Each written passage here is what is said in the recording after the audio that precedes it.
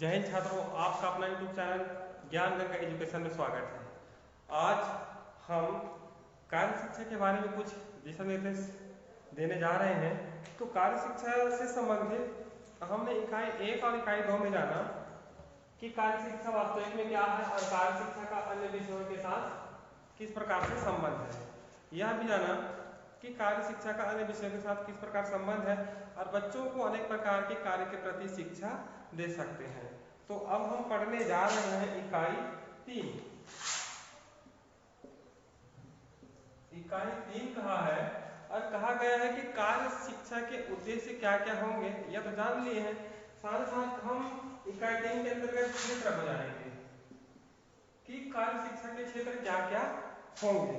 तो इन्हीं के बारे में चर्चा करेंगे और कार्य शिक्षा के क्षेत्र क्या क्या होने चाहिए। और एक शिक्षक है ना, एक शिक्षक कार्य शिक्षा से संबंधित क्षेत्रों का चयन करके बच्चों को उन क्षेत्रों में कार्य करने के लिए कह सकते हैं और साथ ही साथ कुछ बनाने के लिए भी बोल सकते हैं। आइए हम उन्हीं क्षेत्रों के बारे में बात करते हैं।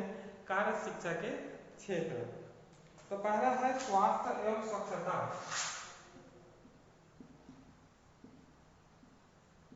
स्वास्थ्य एवं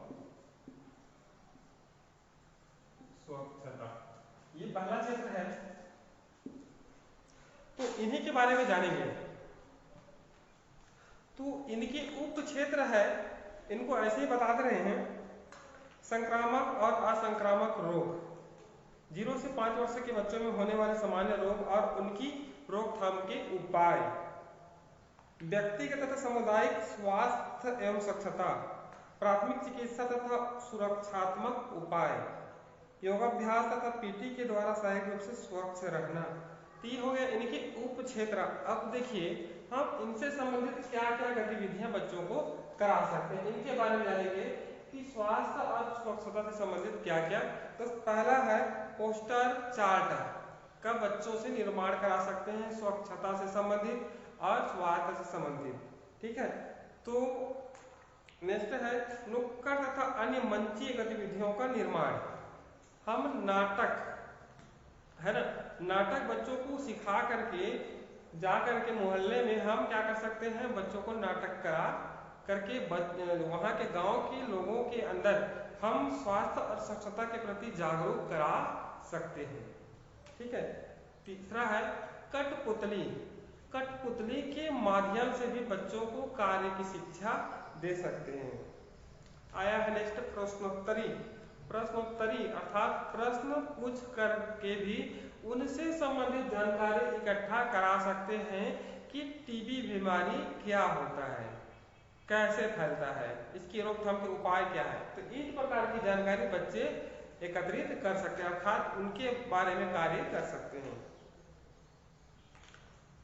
इसमें कहा गया उपरोक्त क्षेत्रों का आईसीटी द्वारा प्रस्तुतिकरण, अर्थात आईसीटी द्वारा प्रस्तुतिकरण किया जाए। जो उपरोक्त क्षेत्र हमने बताए जैसे कि चार्ट हो गया, नुक्कड़ हो गया, कठपुतली, प्रश्नोत्तरी, इन सब का आईसीटी अर्थात कहा जाए एक प्रकार से कंप्यूटर के उपकरणों या प्रोजेक्टर के माध्यम से बच्चों को दिखाया जाए। अब कहा गया आपदा प्रबंधन के समय शिविर तथा अन्य सहायक गतिविधियों का आयोजन। जैसे आपदा प्रबंधन कहा गया है, आपदा का प्रबंधन किस प्रकार किया जाए उसके बारे में बच्चों को जानकारी दी जाए। आपको पता है जैसे बाढ़ आता है, बाढ़ आने के बाद बहुत जनधन की हानि होती है, बहुत सारे लोग मर जाते हैं, मरने के बाद बहुत सारी बीमारियां भी फैलती है। बहुत सारे चूहे बाढ़ के कारण मर जाते हैं तो हैजा बीमारी फैलता है। तो हैजा बीमारी की रोकथाम के लिए क्या क्या कर सकते हैं, है ना। तो इस प्रकार हम यह कार्य बच्चों को करा सकते हैं, यह गतिविधियां बच्चों को करा सकते हैं और स्वास्थ्य और स्वच्छता के बारे में जानकारी इकट्ठा करा सकते हैं। यह हो गया पहला क्षेत्र। ठीक है। तो कार्य शिक्षा में पहला क्षेत्र हो गया। अब आइए हम दूसरे क्षेत्र की ओर चलते हैं।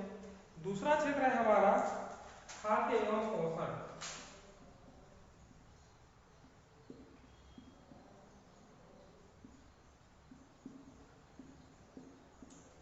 अब खाद्य के अंतर्गत हम जैसे कि खाने की हमारी जो वस्तुएं हैं, है ना, वह हो गया खाद्य। पोषण अर्थात स्वास्थ्य से ही संबंधित है, पोषक युक्त पदार्थ।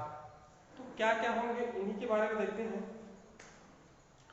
तो क्षेत्र है खाद्य एवं पोषण, उप क्षेत्र है संतुलित आहार, पोषक तत्वों की कमी के कारण होने वाले रोग, खाद्य जनित रोग, पेयजल स्वच्छता, खाद्य पदार्थों का परीक्षण, खान पान की अच्छी आदतें, विद्यार्थियों के पोषण संबंधी जागरूकता।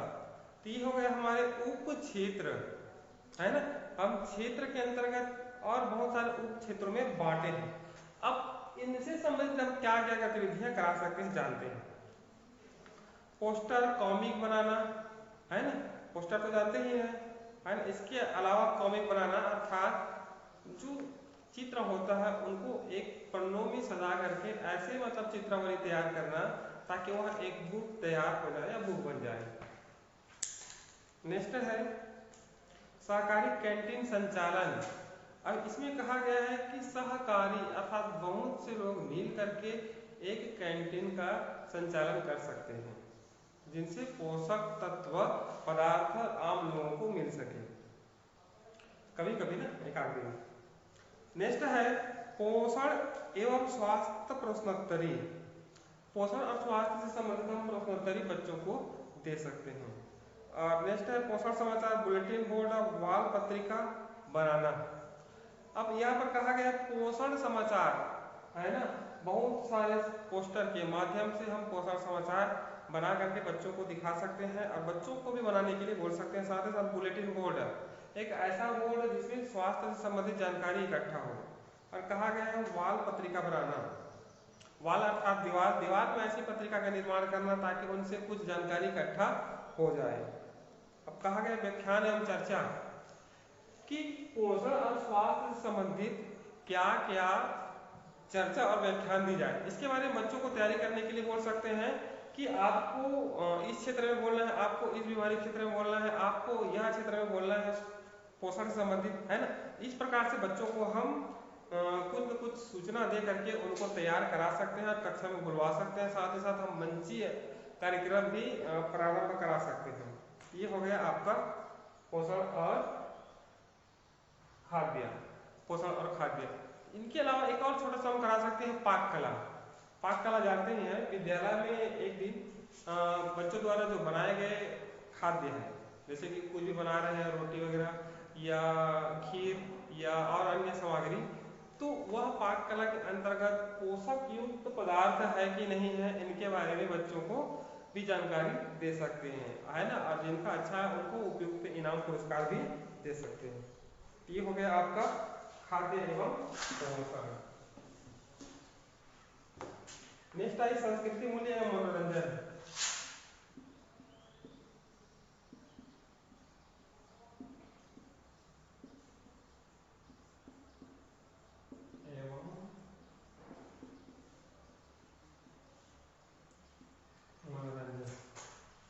अब देखिए इसके उप क्षेत्र क्या क्या है जानते हैं। गायन, वादन, संगीत, खेल, चित्रांकन, पेंटिंग, यात्राएं, उत्सवों का आयोजन, संस्कृति की सराहना, स्थानीय तथा परंपरागत आयोजनों तथा सराहना, अनौपचारिक शिक्षा, बुजुर्गों, बाल श्रम, नशाखोरी, भ्रष्टाचार, अपराध, उपचार, सामाजिक भेदभाव के प्रति संवेदनशीलता। तो ये हमने अभी यहाँ बोले हैं वो है उप क्षेत्र। हम इसके पहले संस्कृति और मूल्य एवं भोजना सॉरी मनोरंजन, इनके बारे में हम थोड़ा समझते हैं कि हमारी संस्कृति क्या है, संस्कृति से संबंधित हम क्या क्या बच्चों को करा सकते हैं, उनके बारे में जानेंगे। मूल्य के संबंधित, है ना, हमारा व्यवहार, हमारा वास्तविक मूल्य है, मनोरंजन, तो इन सब के बारे में आइए जानते हैं। तो गतिविधियां, प्रतियोगिताओं का आयोजन, बहुत सारे ऐसे प्रतियोगिता है जिनका आयोजन करा सकते हैं, ठीक है, चाहे वह मनोरंजन से भी हो सकता है और मूल्य संस्कृति से भी हो सकता है। शैक्षिक भ्रमण, है ना, हमारे संस्कृति से संबंधित शैक्षिक भ्रमण करा सकते हैं हम, दबाव धारा, नहीं तो और डोंगरगढ़, नहीं तो और अनेक स्थान जहाँ पर कुछ न कुछ सांस्कृतिक धरोहर है वहाँ पर हम बच्चों को ले जा सकते हैं। खेल दिवस, खेल दिवस के अंतर्गत हम बच्चों को खेल करा सकते हैं। हमारी संस्कृति क्या रही है, हमारी संस्कृति गिल्ली डंडा, हॉकी के अलावा और बहुत सारे ऐसे खेल हैं वो हमारी संस्कृति रही है। छत्तीसगढ़ की संस्कृति क्या रही है, फुगड़ी हो गया और बहुत सारे खो खो, कबड्डी, ये सब हमारी हमारी संस्कृति है। तो इनके अंतर्गत हम बच्चों को खेल करा सकते हैं। स्थानीय तथा परंपरागत कलाओं द्वारा पाठ्य वस्तु का प्रस्तुतिकरण। अब हम स्थानीय और परंपरागत कहा गया है कलाओं द्वारा पाठ्य वस्तु का प्रस्तुतिकरण, ठीक है। तो बहुत से ऐसे कला है जिनके द्वारा हम पाठ्य वस्तु को प्रस्तुत कर सकते हैं, जैसे कि बहुत सारे कुटीर उद्योग से संबंधित कलाएं हैं, जैसे कि झाड़ू बनाना, झाड़ू किस प्रकार उपयोगी है, तो उनसे संबंधित हम पाठ्य वस्तु का प्रस्तुतिकरण कर सकते हैं। साथ ही साथ संग्रहालय का निर्माण। अब संग्रहालय आप जानते हैं कि जो बहुमूल्य वस्तुएं हैं जो हमें खुदाई से प्राप्त हुए हैं या ऐसे ही प्राप्त हुए हैं, तो उन बहुमूल्य वस्तुओं को हम संग्रहालय में इकट्ठा करते हैं। इकट्ठा करने के पश्चात हम उनसे संबंधित बहुत सारी जानकारियां एकत्रित करते हैं, तो संग्रहालय का निर्माण करा सकते हैं। और कहानी उत्सव का आयोजन है ना, बच्चों को कहानी उत्सव का आयोजन करा सकते हैं कि प्रत्येक बच्चों को एक एक कहानी कहना है, जिनकी कहानी बेस्ट होगा उन्हें उचित इनाम पुरस्कार दिया जाएगा। इस प्रकार से पालक सम्मेलन, यह बहुत जरूरी बात है कि बच्चे की जो प्रगति हो रही है, बच्चों के अंदर जो विकास हो रहा है, इनके बारे में पालक को जानना बहुत ही आवश्यक है ना, इसलिए पालक का भी सम्मेलन किया जाए। साक्षरता अभियान, बुजुर्गों की देखभाल, तो साक्षरता अभियान भी चलाया जाए, है ना। जो अशिक्षित व्यक्ति है या असाक्षर है, जो पढ़े लिखे नहीं है या किसी कारणवश वो पढ़ाई छोड़ दिए हैं, है ना, तो इसके लिए साक्षर अभियान चलाया जाए और जो व्यक्ति बीच में पढ़ाई छोड़ दे उनको और आगे पढ़ाई के लिए प्रेरित किया जाए। तो इस प्रकार हम मनोरंजन, मूल्य, है ना, मूल्य के अंतर्गत हम यही देखेंगे कि जो अशिक्षित व्यक्ति, असाक्षर व्यक्ति है, अगर हम उनको पढ़ाएंगे तो हमारे देश की जो मूल्य है और बढ़ जाएगा, कीमत और बढ़ जाएगा, है ना। वह देश के विकास में और नए नए अवसर ढूंढेंगे, तो इसलिए वह हमारे लिए बहुत बहुमूल्य है। मनोरंजन के बारे में तो कहानी, कविता जो भी है, और संस्कृति के बारे में भी हमने जाना। तो इस प्रकार यह गतिविधियां करा करके बच्चों के अंदर यह कौशलों का विकास कर सकते हैं। नेक्स्ट है सूचना प्रौद्योगिकी एवं संचार माध्यम, इसी को बोलते हैं आईसीटी, सूचना प्रौद्योगिकी संचार माध्यम, ICT, information computer technology, information computer technology. तो इनके अंतर्गत भी हम स्लाइड, प्रोजेक्टर के माध्यम से, स्लाइड के माध्यम से, पावर पॉइंट प्रेजेंटेशन के माध्यम से हम बच्चों को बहुत सारे कार्य करा सकते हैं, सेमिनार, कार्यशाला। ये हो गया आपका आईसीटी। नेक्स्ट है उपभोक्ता शिक्षा। तो उपभोक्ता शिक्षा के अंतर्गत भी हम कुछ जानकारी बच्चों को दे सकते हैं। तो देखते हैं उपभोक्ता की समस्याएं, बुद्धिमत्तापूर्ण उपभोक्ता कैसे बने। मान लीजिए मैं एक उपभोक्ता हूँ, ठीक है, तो मैं अच्छा उपभोक्ता कैसे बनूं, इसकी शिक्षा भी बच्चों को दी जानी चाहिए। उपभोक्ता कानून, उपभोक्ता के अधिकार व कर्तव्य, उपभोक्ता वस्तुओं में अपनिर्माण मिलावट की समस्या। आइए जानते हैं व्याख्यान या अन्य गतिविधि से उपभोक्ता एवं उपभोक्ता जागरूकता का प्रचार प्रसार। अब इसमें कहा व्याख्यान तथा अन्य गतिविधि से, है ना, व्यक्ति है उनको उपभोक्ता कहा गया है, तो उनको जागरूक किया जाए। मान लीजिए आपका गैस सिलेंडर बना है, ठीक है, आपका कार्ड बना है, गैस सिलेंडर कार्ड बना है, तो आप वहां पर उपभोक्ता कहलाएंगे और उपभोक्ता के रूप में जहां गैस मिलता है वहां जाएंगे और वहां से क्या करेंगे, गैस को रिलीव करेंगे। तो इस प्रकार आप एक उपभोक्ता कहलाएंगे, ठीक है। आप पर्यावरण के अंतर्गत पढ़े होंगे प्राथमिक उपभोक्ता, द्वितीय उपभोक्ता और तृतीयक उपभोक्ता के बारे में पढ़े होंगे, है ना, कि मेंढक को सांप खाता है, सांप को चील खाता है ना। इस प्रकार से आप उपभोक्ता पढ़े होंगे। तो इस प्रकार उनके लिए क्या किया जाए, व्याख्यान और गतिविधियों के माध्यम से जागरूकता प्रदान किया जाए। नुक्कड़ नाटक गतिविधियों के माध्यम से जागरूकता लाई जाए, है ना। केस स्टडी, पीपीटी प्रेजेंटेशन भी किया जाए। इस प्रकार कहा गया है कि उपभोक्ता को जागरूक करने के लिए अर्थात मनुष्य को जागरूक करने के लिए ऐसे ऐसे प्रेजेंटेशन दी जाए, ऐसे ऐसे पीपीटी का उपयोग किया जाए ताकि बच्चे उस कार्य को करें, कार्य करने के बाद वह लोगों को जागरूक करें और सफल नागरिक बनने की दिशा में आगे बढ़े। तो यह हो गया आपके क्षेत्र, कार्य शिक्षा के क्षेत्र। इस पर बच्चों को अनेक प्रकार की गतिविधियां कराई जा सकती है। अब आते हैं थोड़ा सा कार्य शिक्षा के प्रायोगिक कार्य। तो प्रायोगिक कार्य के अंतर्गत हम बहुत सारे कार्य कर सकते हैं। तो आप क्या करना है, प्रायोगिक कार्य करना है।